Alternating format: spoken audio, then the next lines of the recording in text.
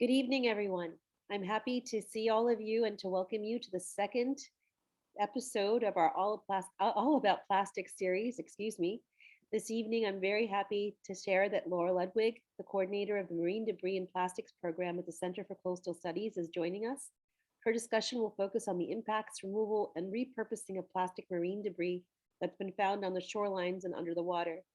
For those of you who attended last week's session, we have that now posted on our website, and we will be sharing that through social media as well as through local stations across the Cape. And please ask your friends or anyone you think that might be interested to watch or tune in. They are available on the upcoming events page until all of our episodes are completed. Then we will move them to another page as well. We have this week Laura Ludwig, as I've noted. Last week we had the benefit of having Kirsty Pecci, and next week we have Shimona Mujundar from Earth Island Institute. All three speakers have actually focused on one specific aspect of the plastic problem.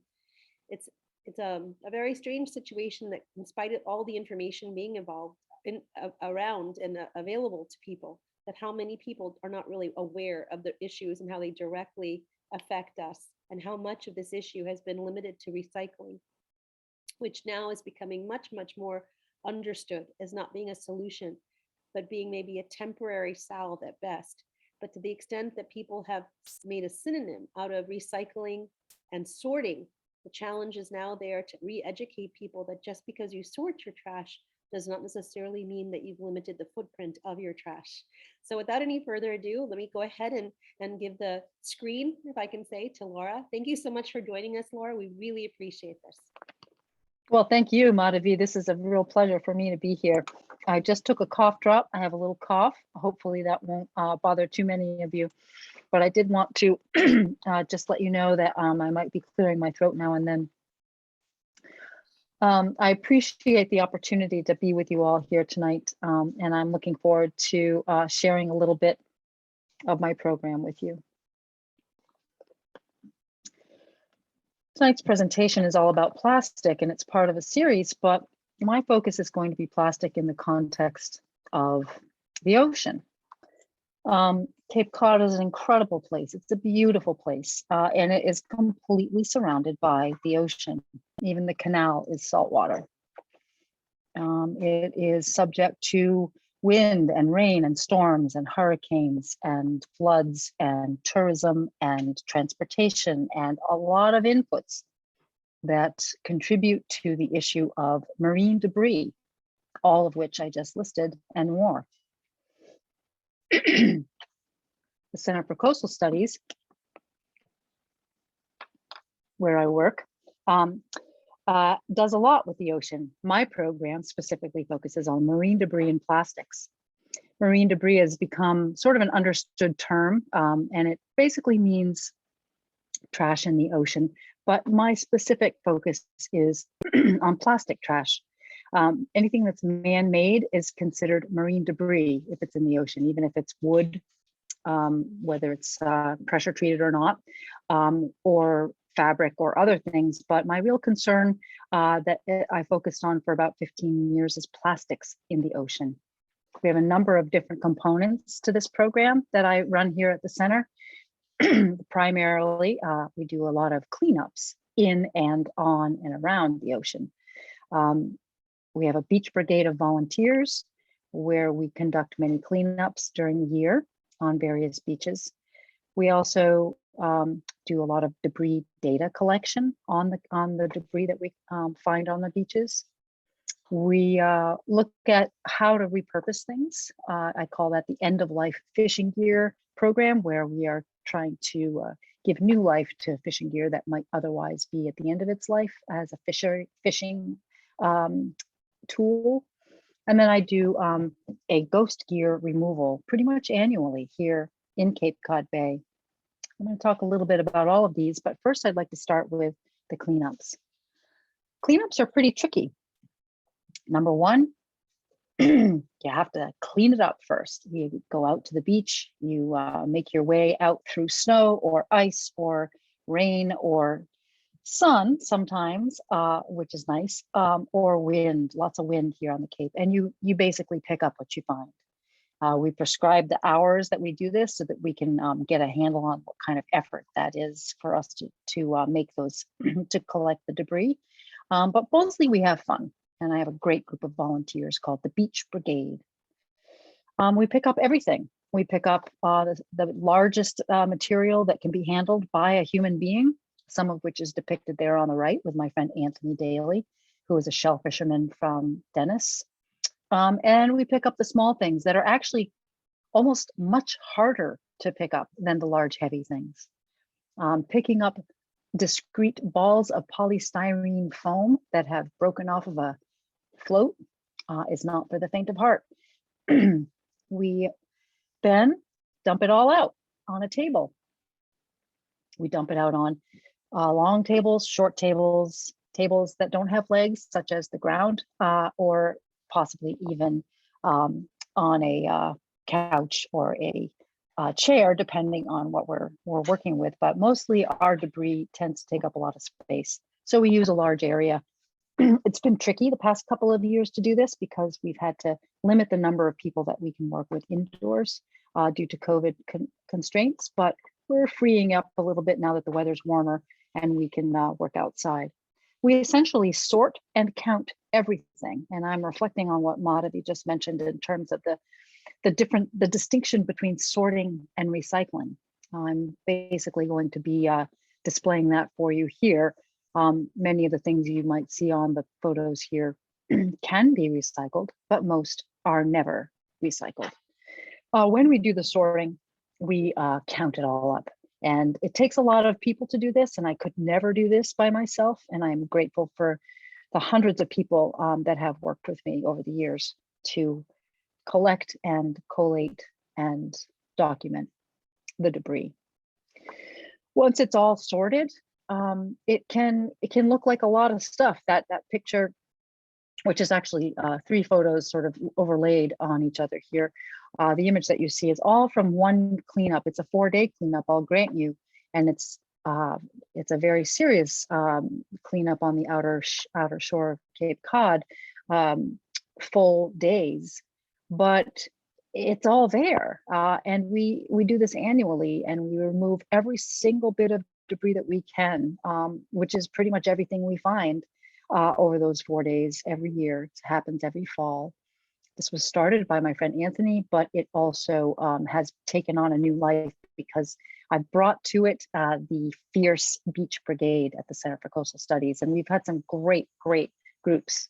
So last year we generated just about 1 ton of debris that we had sorted. Can you all hear that my husband is doing dishes right now? Sorry about that. And we basically had to use a massive room to do all of the sorting, and it looks like a mess, but it is all counted, including those 37 bags of dog poop that you see in that tote there on the bottom right. What do you do with all those numbers? Well, we use the data in many ways here in Provincetown, and I have actually worked with a number of different towns on the Cape to provide numbers that can support legislation or bylaws or bans that the town might be interested in implementing.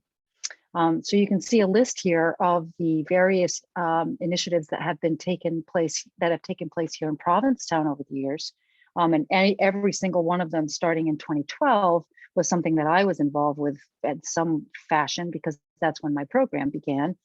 But I cannot wait to begin the campaign on enforcing dog poop litter pickup. I could do a whole presentation on that, but I won't. Instead, I'm going to talk to you about one other piece of debris that has benefited from, or I should say the remediation of it has benefited from the securing of all the data.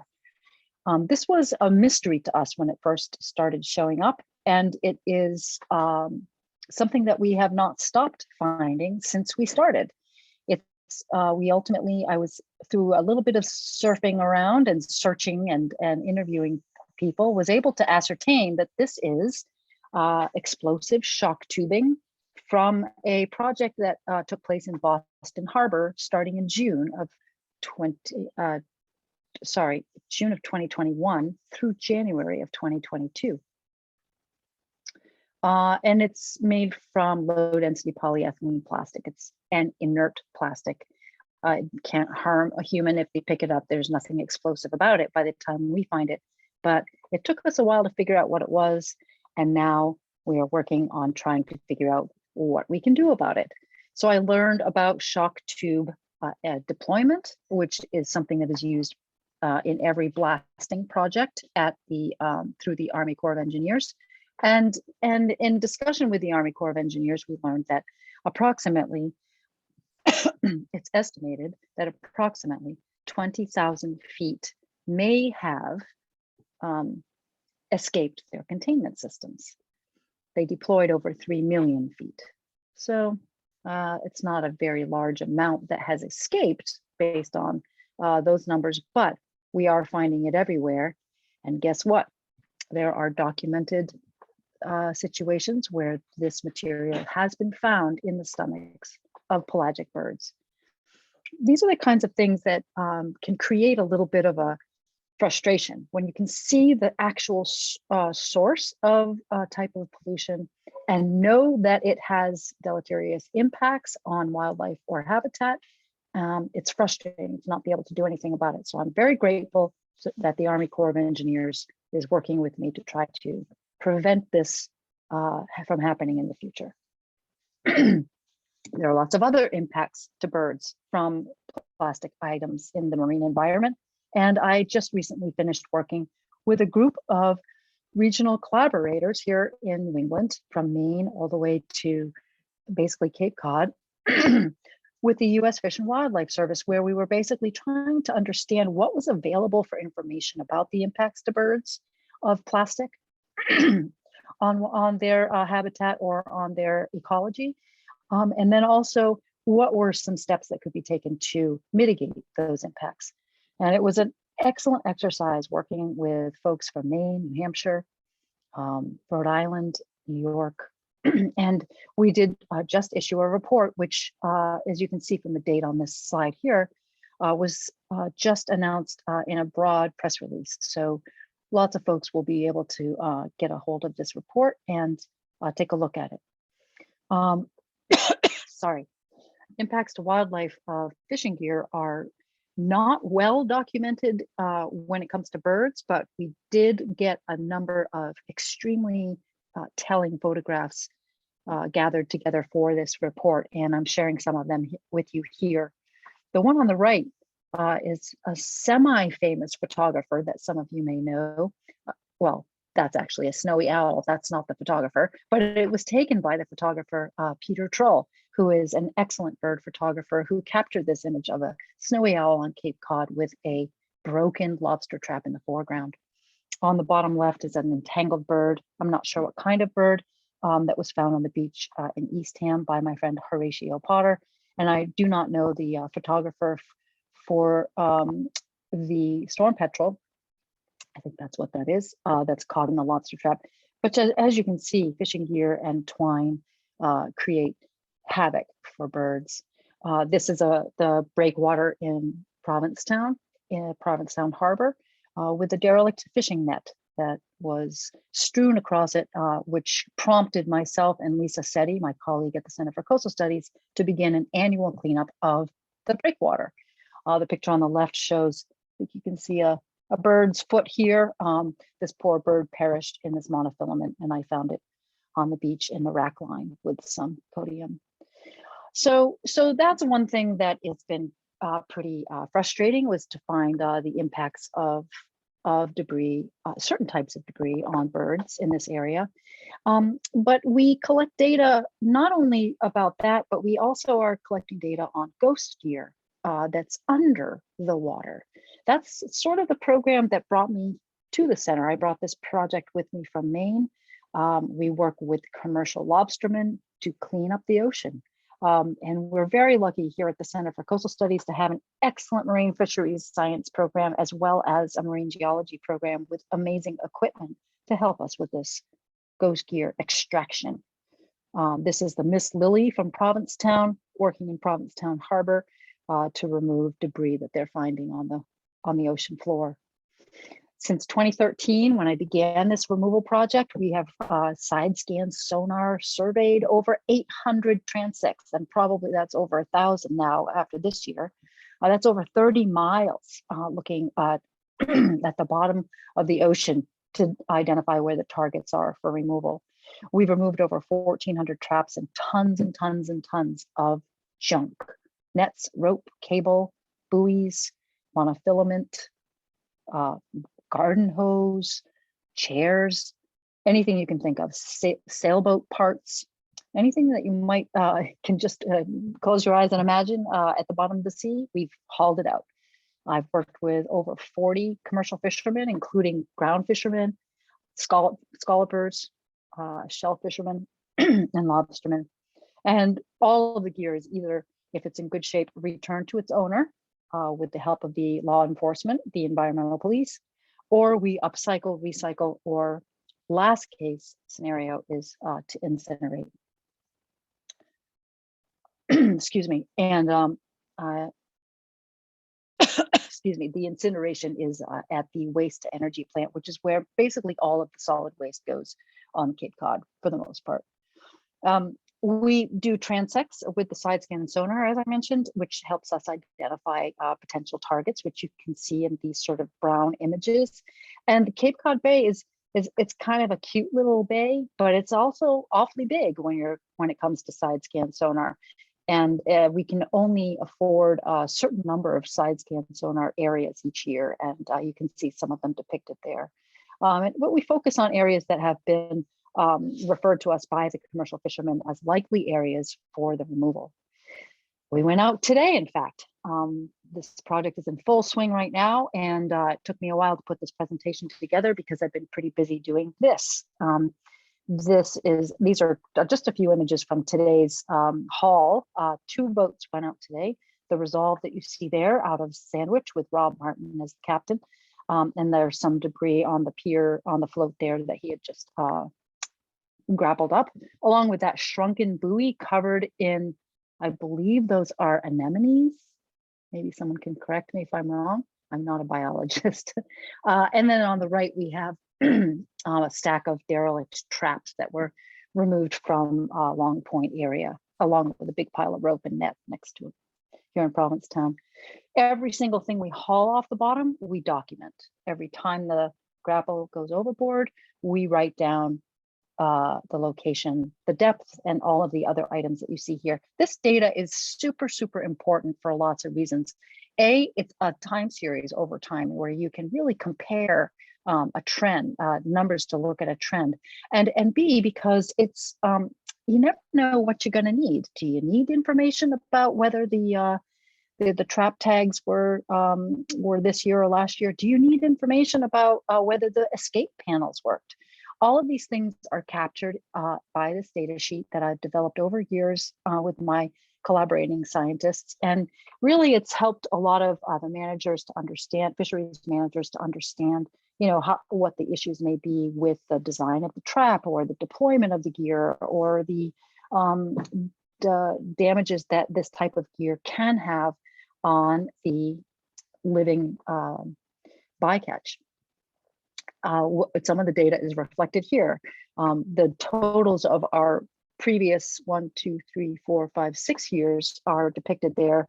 You can see there's almost 65 tons or 64 tons of debris that has been removed from Cape Cod Bay during those 6 spring efforts. It always happens during the right whale closure period. So that's typically February through April. And February and March on the water in Cape Cod Bay is not that pleasant. So typically it winds up being mostly a month-long project in April, which is why it's a pretty intense time right now here. But you can see some of the data reflected here in these pie charts and graphs. And depending on your question, we can parse the database to get the answer. But it's not just underwater that we find the ghost gear.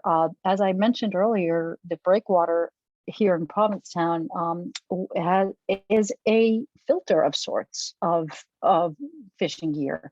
And we go out twice a year with my colleague Lisa Setti and some volunteers, and we basically get this stuff out of the rocks. And one of the reasons we do that is we want to know what it is, first of all, but we also want to try to get it out of the way of the birds that are living on the breakwater, much to the chagrin of the sailboat owners in that area. But anyway, it is a beautiful structure, and it acts like a filter for all of the debris that's floating around. I want to point out one thing in this slide, and that's in the harbor master's vessel here. We got great support from Provincetown Harbor Master's office this year. This little softball that you see here is not fishing gear typically, right? You think, oh, who's playing softball out on the breakwater? Well, come to find out, that had a hole drilled in it and a line tied through it, and we found about 12 of them. And it turns out that there is an illicit squid fishery of some sort where folks come from away, far away. I don't know where they come from, and they use that to anchor their boat near the breakwater by throwing the softball attached to a light line. And then when they're done, they just cut the line. So we're finding a lot of non-commercial gear in the debris that we recover. If you look at debris carefully, you can get the data, and that's one of the things we discovered. But fishing gear is not the only thing that impacts the animals. There's a picture by my colleague Lisa Setti of a cormorant with a solo cup in its beak. Now, it took a while for the poor bird to get it out of its beak. It was a little bit impaled. Animals don't have a lot of luck sometimes working with this stuff. As you can see on the left, a mussel has grown right into that gill net. The gill nets are a panel of monofilament netting, and they are in certain size squares. And this was a piece of debris that we just recovered last week, and I was kind of shocked to see that mussel, which was approximately 6 inches big, had grown right into the gill net. And birds often do get trapped in nets and traps. So it's good to get this stuff out of the environment, but then what do you do with it when you get it out? That's the question. So I have developed quite a network of artists, believe it or not, who like to work with this material. You would look at the stuff as a casual observer and see a bunch of junk. And I often call it that.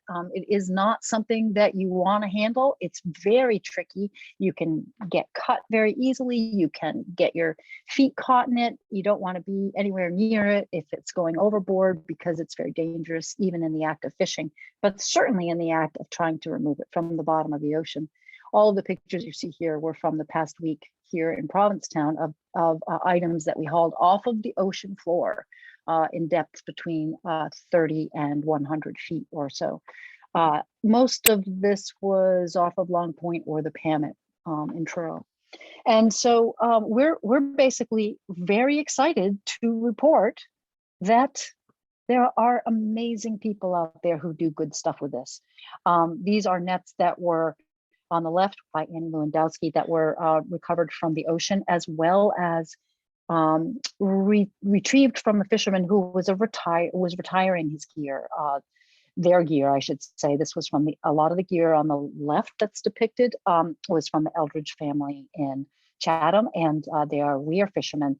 But the green netting in that photo was actually recovered from the ocean floor.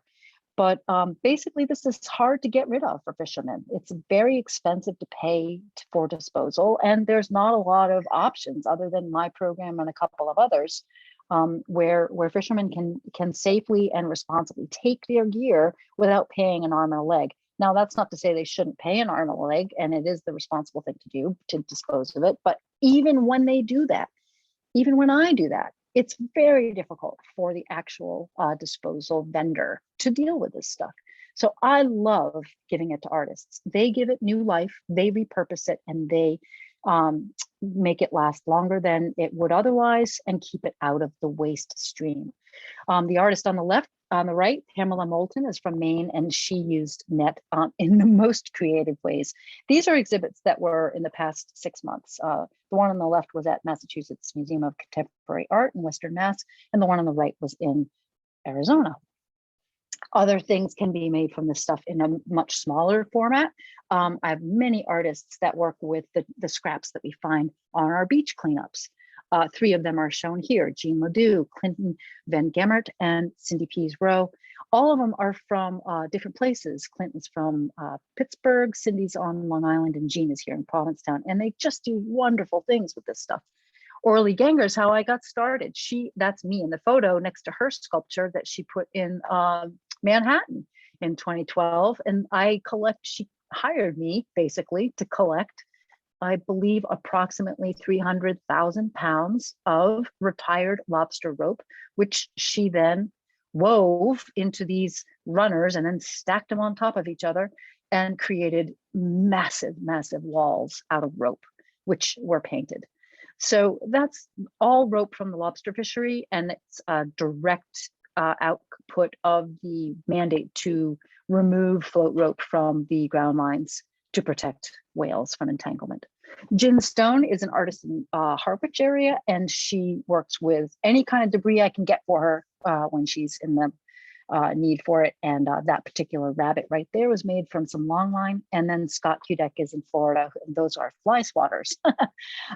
So it's kind of amazing. What are we supposed to do with all this stuff? As consumers, there are some very basic things that we can do. The first thing I would recommend after the winds we've been having here on Cape Cod is to make sure it doesn't blow away. Contain it, control it, keep it in your grasp. Make sure you're not putting it out on the curbside on a windy day. When you're driving down the road in your pickup truck, make sure that coffee cup isn't going to blow out. Put it in your cab. Things are very lightweight when they're made out of plastic, and they blow to hither and yon. And the best thing you can do is make sure it's covered, so animals can't get in it, so wind can't get in it, and so that it can be contained. The next thing that consumers can do is what Madhavi is excellent at, is grassroots bans and bylaws that can actually impact the sheer volume of this stuff that comes into our stores. As I mentioned earlier, in Provincetown, we've done a number of those things to be able to get rid of plastic bags, number 6 polystyrene cups, plastic straws, helium balloons, and other things. And this is something that gathers momentum as you go. So I really encourage people who would like more data to help you in those efforts to reach out to me. I'd be more than happy to give you data on how many of these things we find in our shoreline cleanups. And then it's been sort of referenced earlier, but I don't even put recycle in it's not even a triangle. I put it in a square, and I call it reject, reduce, repurpose, and then research. There are a number of organizations in this country and around the world who are doing great work on how to get plastic out of your life. And it's not really, we as consumers have very limited options, and we care about it a lot. We want to do things that can reduce the amount of plastic. I call it stupid plastic, because believe me, there's a lot of plastic that's quite useful, namely this computer that I'm talking to right now, for example. But we don't need a lot of these other things. We don't need a lot of the single-use things, and we don't need a lot of the lightweight things.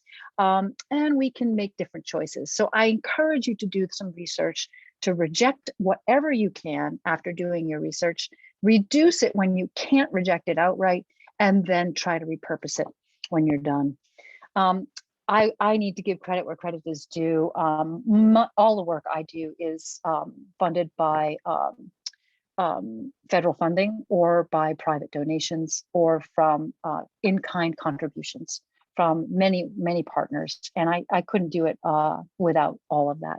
And I appreciate all of your attention to this, but I have to tell you, I have a very big cleanup schedule for tomorrow, which is Earth Day. And I wish that you could all get out there and join us. We're going to go to Wood End, and we are going to clean the heck out of it. Actually, with the National Park Service, the Cape Cod National Seashores help, because it's very difficult to get trash off of Wood End, but we're going to do it. So that's it for me, folks. And I am very happy to answer any questions that you may have. Thank you very much, Laura. I'm going to invite you to please put a question in the chat if you'd like, and I will ask Laura the question on your behalf. And the first question that we have is related to almost a type of extended producer responsibility.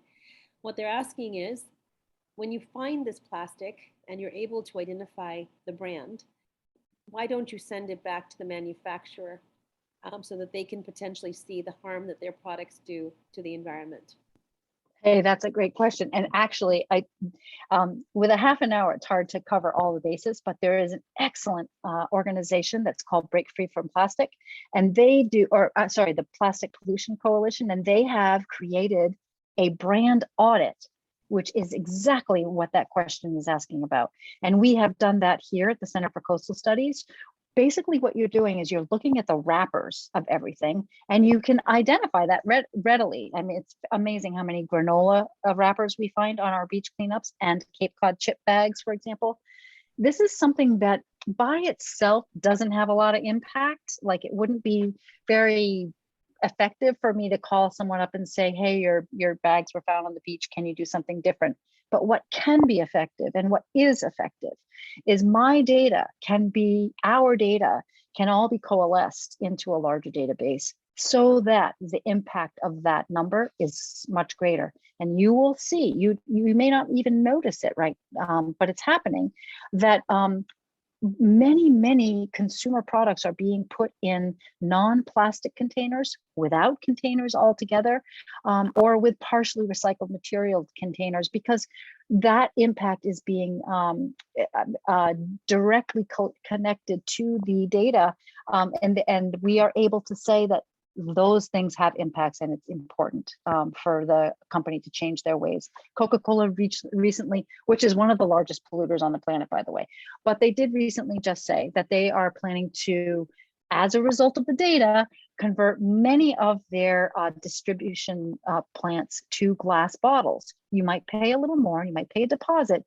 but they have heard that the plastic that's hitting the beaches as a result of their, you know, a sort of inconceivably large distribution is something that they are actually going to address. So absolutely, getting the brand and getting the name of the item into their ears can be very effective, especially if you can coalesce all of the data with others that are doing the same thing. So thank you for that question, and we are doing that. I'm going to add to that just a little bit, because the Plastic Pollution Coalition is a nonprofit that's under the Earth Island Institute fiduciary umbrella. And Earth Island Institute is who will be our guest next week, the General Counsel. And part of the reason why Coca-Cola is taking some strides forward is Earth Island Institute, about a little into the middle of last fall, filed a lawsuit against Coca-Cola for false advertising related to sustainability program, and then subsequently filed a lawsuit against a company that you don't know the name of necessarily. It's called Blue Triton. It is the former Nestle Waters Corporation that has become a private equity company, which keeps us hands away from actually taking any kind of action against them, because they don't have to disclose their actions to the general public. So I really hope that you will come by and hear a little bit more about the litigation issues that are happening on our behalf, and what organizations like Earth Island, that may be not known to you, are actually doing on an international basis. One thing that some of you also may just want to know is Plastic Pollution Coalition is headed by a woman named Deanna Cohen, among a couple other women, and she is the wife of Jackson Brown. I'm so happy and thrilled to be able to say that to a group of people who will actually know who Jackson Brown is. Now, when returning to our question, this one comes off of the last question, Laura. How do you know who the gear belongs to? Some gear you can't know. The fishing gear, I'm assuming you're talking about, you can't know some of the time. It's just not identifiable to an individual fisherman. But if I could go back in the slides, which I won't do now, but I could show you, there's a number of ways to do it with certain types of gear. Number one, buoys are always pretty much identifiable to the owner, because they are required to be of a certain color and or have a number branded on them. Many of the buoys that we recover are beyond repair though, and basically are just trash. But the lobster traps, that's a whole other ball of wax. And if it has 6 intact sides and it has identifying tags, which it is required to have, then that technically belongs to the fisherman. And we can ascertain who that is by looking at the lobster identification tags that are on the trap. And those are required by the state agency that manages that fishery. And the identification regime allows us to look at that tag and tell where the tag came from, who the tag belonged to, and what year it was put on the trap. And that gives us an ability to determine the age of the trash, actually, the trash trap, as I call it. But it's some of the traps are in excellent condition when we recover them, or good to excellent condition, and can be returned to the owner. This is something that is coming under a little bit more scrutiny now, and I don't have time to go into it now, but anyone who's interested in the Ghost Gear project, it's a pretty in-depth project, and I really would love to share more with you, and we can talk about it more later, but we can sometimes get that gear back to the owners. So thanks for the question. I'm going to put a couple questions together right now. One question was specifically with regard to the degradation of the plastic itself when it's in the ocean because of the acidity. That degradation can be tied to microplastic formation. And so how concerned are you about that microplastic impact? Especially you brought up the fact that you've been finding the plastic specifically from the floats. And one of our members of Yeah. Sustainable Practices, pushed for a whole bunch of float bans. Some of you may know Susanna Nickerson. And the other question that ties to this is, why are there not more fines given to commercial fishermen as a result of the impact that their debris causes to the environment? Well, those are two extremely different questions. And I'm going to just take the microplastics question real quick. And that is that the floats in particular, degradation of plastics happens all the time, whether it's in the ocean or on a street. And there is plastic everywhere. I just happen to focus on the ocean or the beaches. I think that the design of certain things could be shifted away from plastic degrading as fast as it does, because we are starting to understand what the impacts of sun and wind and birds pecking at it and fish nibbling at it are. And so once you know all of those things, I'm not sure how acidity affects plastics. I've never heard that before. I know that ocean acidification is a major issue when it comes to actual like living creatures, but I don't know how ocean acidification actually affects plastic. That's a new one for me. However, microplastics are a scourge, and they are completely unavoidable wherever you are. There they are. We're breathing it right now. And there really isn't a lot that one individual can do about it. However, being aware of it's really cool, because what you can do is you can wash your clothes less, especially your outerwear. Who needs to wash your outerwear? And then, that sheds fewer microfibers, for example. But there's a lot of different things that once your awareness is heightened, you can actually make some changes that make you feel good about it, make me feel good about it. Ironically, it's not going to do that much until the corporations kind of shift, because they are the ones, as a lot of you pointed out, that are kind of shoving this stuff at us. But if you do decide to make some changes, every little bit does help, and it makes us feel, it makes our community better.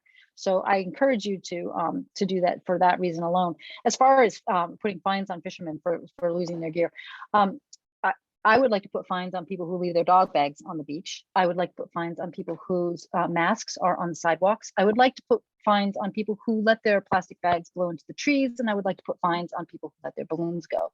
So you can pick your poison.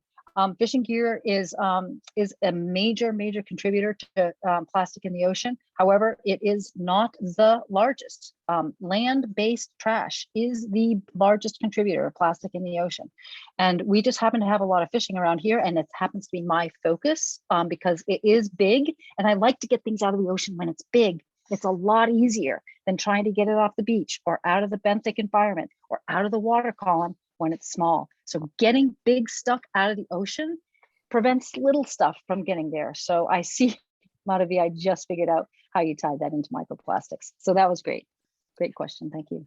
There's another question that has to deal with the art that you showed. Art is actually, in this particular case, one could argue, as waste diversion, because eventually it will become waste.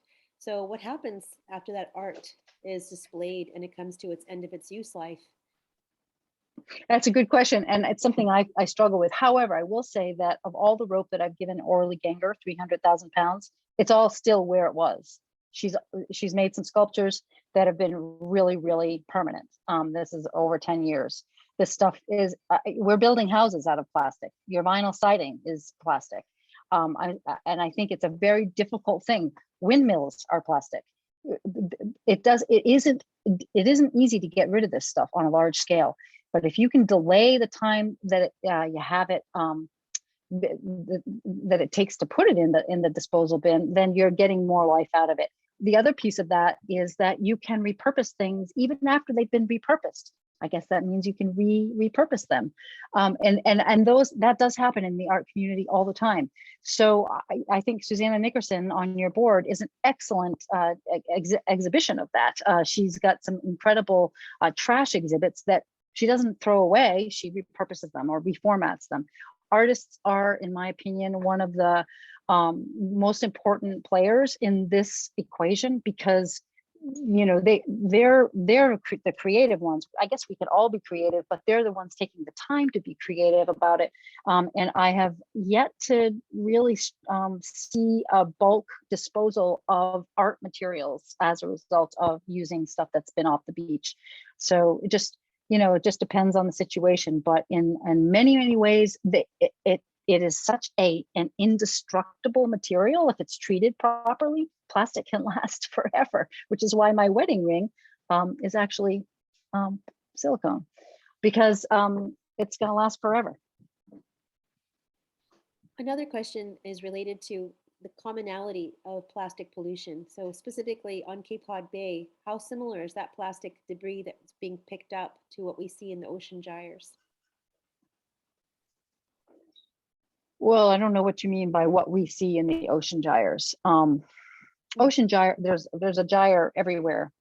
So the debris in each gyre is typically, depends on where the gyre is. So one of the things that I've been looking at here in Cape Cod is and this is something we've been doing regionally with the Gulf of Maine collaborators, is looking at what we share. So I guess, and that can be inferred. You can imagine that there's fishing gear pretty much everywhere on New England shorelines. And that is the case, because I have worked in at least 3 areas where Maine and in Canada and here in Massachusetts. So there are definite regional commonalities. And the good thing about that is that allows us to swap data and amass it and actually have a more powerful package of information to bring to the next level, whatever that level is. So there's definite benefit to having commonalities. And that's why the data is important, because if you're just cleaning a beach and throwing the stuff out, we don't know what you have. So definitely document things, try to get it into a system where we can actually compare like to like. How that compares to what we're finding like swimming around in the ocean, much of the stuff that's on our beaches comes from the ocean. It comes from the Cape Cod gyre. You've got something, I mean, we have stuff on Race Point that is, we find Boston parking tickets all the time. So there's definitely, a communication of debris. And some of the stuff that when you can identify it to its location, it tells the story. And so many of my colleagues on the other side of the pond, as they say, are getting material from Maine and Massachusetts, and it takes a while to get there. So there's a lot of stuff floating around out there that binds us all. And that's why, when you think about the ocean, it really is the connector for all of us. So yeah, there's a lot of commonality with what's floating around out there. So when individuals are walking the beaches or out in nature, should they be when they collect the trash, should they be cataloging it? And if so, where should they be sending that information? That's a great question. And I wish I had featured the answer in my presentation. There are a number of apps on your phone. If you are a smartphone user, you can do this. And if you're not a smartphone user, you can contact me. It's data by itself is just sort of, it's hard to work with, but if you can put it within a structure of a database, then you can actually do a lot more with it. So depending on the location of where you're doing your cleanups, there may be an organization that is focused on that area, like I am on the Outer Cape, and that would really love to have that information. So we can make accommodations for that. We can create a database so that we can track it over time, and it can supplement the data that we already have. But the apps that you can get on your phone, a number of them are very, very easy to use and very successful. Surfrider is a great organization for using apps on their cleanups.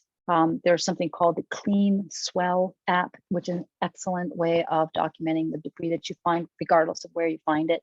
And you set up a user account, etc. And it all does go to a Clean Swell, I think, goes to the Ocean Conservancy. And then there's one that is by the NOAA Marine Debris Program, and that's called the Debris Tracker. And that goes to the NOAA Marine Debris Program. So there's a lot of larger organizations that have these apps that all of the data winds up dumping into a bigger place. And then you can see that depicted. You know, it's kind of an incredible depiction of trash, but the data can be used by a number of people. So yes, there are ways of contributing your particular collected items to the database. There are certain standard debris items found on most beach cleanups on an international basis, and the primary one, the one that we may not even think about because of our attitudes towards it, are cigarette butts. But they're so small that people don't necessarily think about them, and unfortunately, people don't understand that they're plastic and they won't biodegrade. But we have a question related specifically to single-use plastic bottles.